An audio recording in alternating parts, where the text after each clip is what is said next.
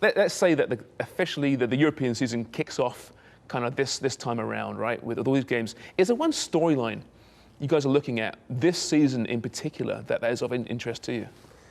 I think all of us right away will say Premier League's back, which is brilliant. But I think, as a Canadian soccer fan, I think I'm only looking at Alphonso Davies. What he did last season was phenomenal. Out beyond everything anyone could have imagined.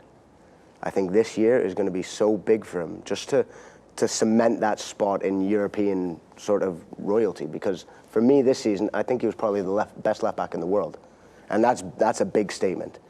But it's always second season syndrome, where you get people slope off a little bit and they might not be to the standard they set. I think this year is tremendous for him. Yeah, I mean, how can he grow his reputation? Well, he'll grow his reputation by helping Canada maybe qualify for a World Cup. Those games, of course, start again in March. Here is our very own, the greatest left back in world football, according to Ian Hume, Alphonso Davies.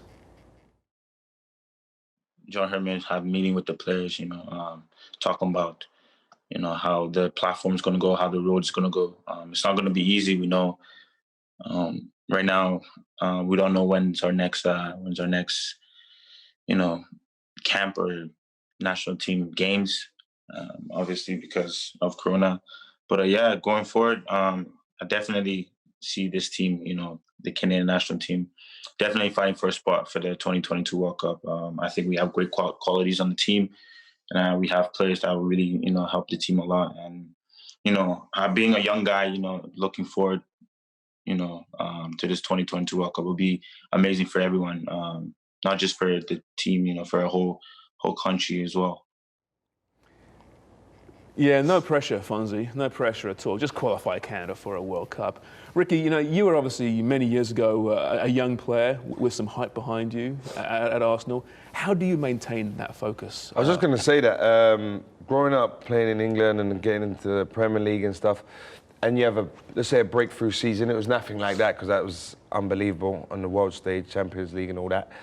But he's got to now just go back and reevaluate. So that's history now, what he's done. Do you know what I mean? His history's fantastic.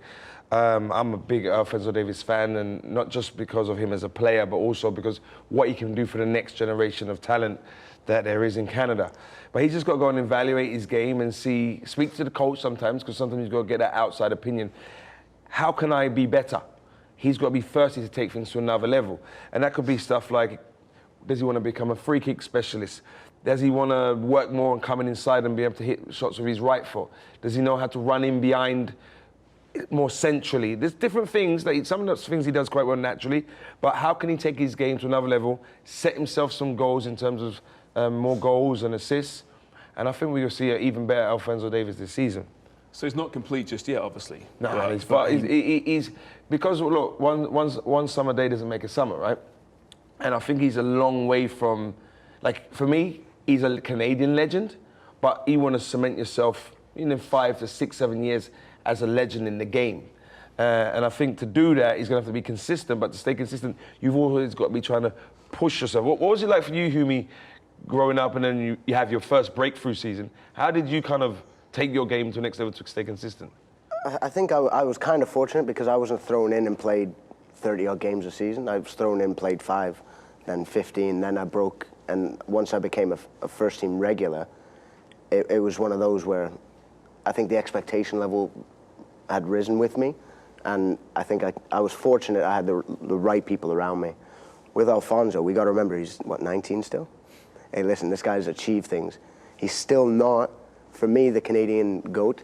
He will be. But I think he has the makings of being the first bona fide Canadian legend in soccer.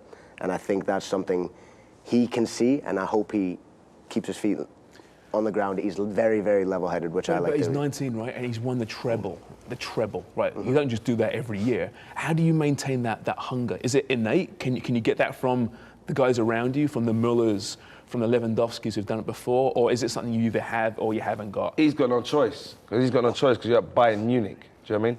It's different, and obviously no disrespect. Like, let's say Canada went all the way and they done well, they qualified to get to the World Cup. It'd be difficult, right, because it's not expected, okay?